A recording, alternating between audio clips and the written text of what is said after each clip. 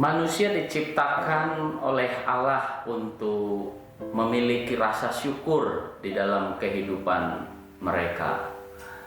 Dalam relasi kita entah dengan siapapun, kita akan cenderung menikmati hubungan yang positif dengan orang-orang yang tahu mengucapkan rasa terima kasih.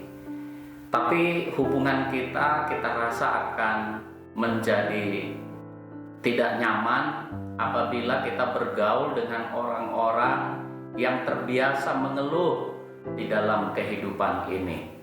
Itulah sebabnya di dalam Alkitab Allah mengajarkan betapa pentingnya kita mengucap syukur.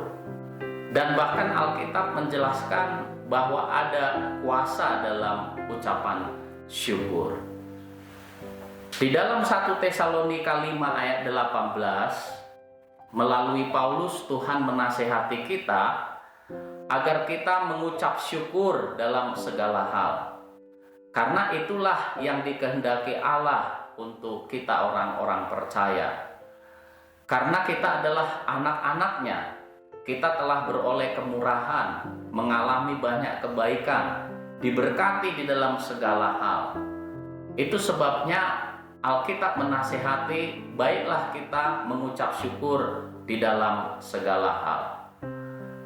Mengapa kita penting untuk mengucap syukur di dalam kehidupan kita sehari-hari? Yang pertama, manusia akan menjadi rusak saat mereka tidak tahu mengucapkan rasa terima kasih mereka kepada Tuhan untuk kasih-Nya yang begitu besar, untuk kebaikannya, untuk kemurahan dan berkat-berkat-Nya di dalam hidup ini. Di dalam Roma pasal 1 ayat 21, Paulus memerinci tentang kerusakan manusia di akhir zaman. Dan salah satu kerusakan itu disebabkan adalah karena mereka tidak tahu mengucap syukur kepada Allah. Paulus berkata, sebab sekalipun mereka mengenal Allah, mereka tidak memuliakan Dia sebagai Allah atau mengucap syukur kepadanya. Saya mengenal seorang pedagang es pisang hijau yang berdagang setiap hari persis di samping sekolah tempat istri saya mengajar. Sewaktu-waktu kadangkala saya menjemput istri saya dan sembari menunggu istri saya selesai mengajar, saya biasanya mampir ke tempat penjual es tukang hijau tersebut. Namun setelah beberapa kali saya sering mampir ke tempatnya, saya menjadi tidak nyaman sebab saya selalu mendengar keluhan-keluhan yang ia ucapkan setiap hari. Setiap kali saya datang ke tempatnya, dia mengeluh tentang banyak hal. Kadang dia mengeluh tentang cuaca, tentang banyaknya debu karena kendaraan yang lalu lalang, karena dia persis berjualan di pinggir jalan. Kadang dia mengeluh, orang-orang sering katanya menawar tapi kemudian tidak jadi membeli. Dan setiap kali saya mampir di tempatnya, saya selalu mendengar keluhan-keluhan.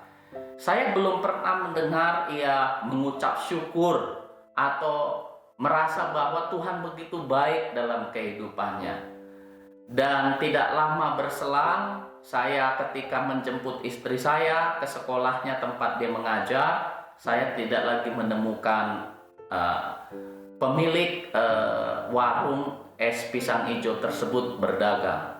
Lalu saya cari tahu kepada pedagang di sebelah mereka, katanya bahwa pemilik es tukang hijau tersebut sudah tidak lagi berjualan karena es pisang hijaunya sudah tidak laku. Dari sini saya belajar bahwa ternyata keluhan-keluhan itu menarik energi negatif dalam kehidupan kita. Dan keluhan-keluhan itu bukan mendatangkan hal-hal yang jauh lebih baik dalam kehidupan. Pemilik usaha es tukang hijau pisang hijau tersebut ketika dia berdagang, dia mengeluh dan keluhan-keluhannya membuat banyak orang menjadi tidak nyaman, bahkan termasuk saya sendiri secara pribadi. Dan pada akhirnya keluhan-keluhan itu mendatangkan energi negatif yang membuat akhirnya usahanya gulung tikar.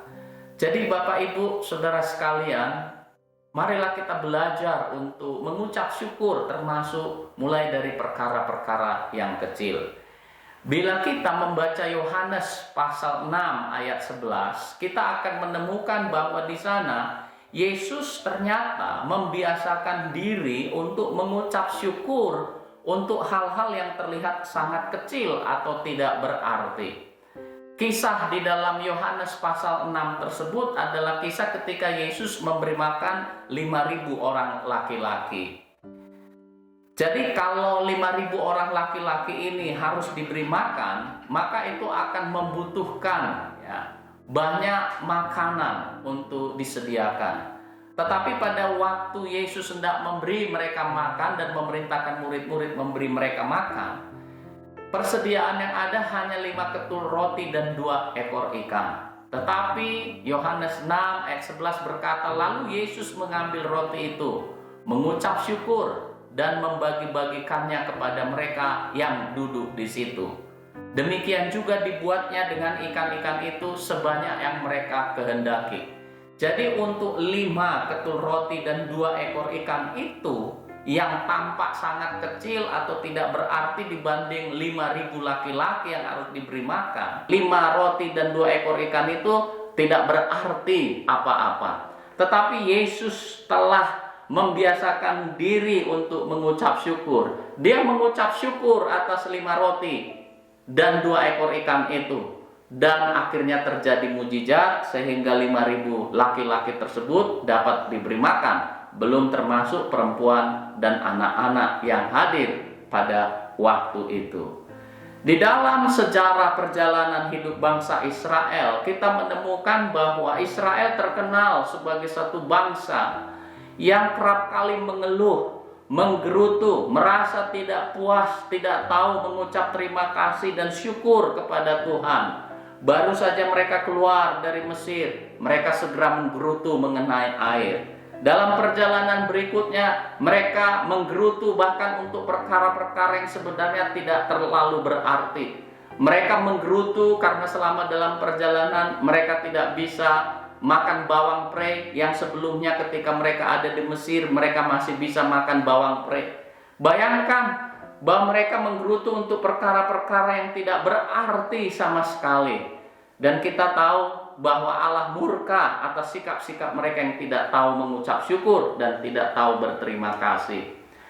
Bahkan di dalam kitab Hosea dikatakan bahwa setelah orang Israel diberkati dengan berlimpah-limpah oleh Allah, mereka bukannya datang mengucap syukur kepada Tuhan. Mereka mempergunakan berkat-berkat itu untuk hidup di dalam kejahatan dan dosa.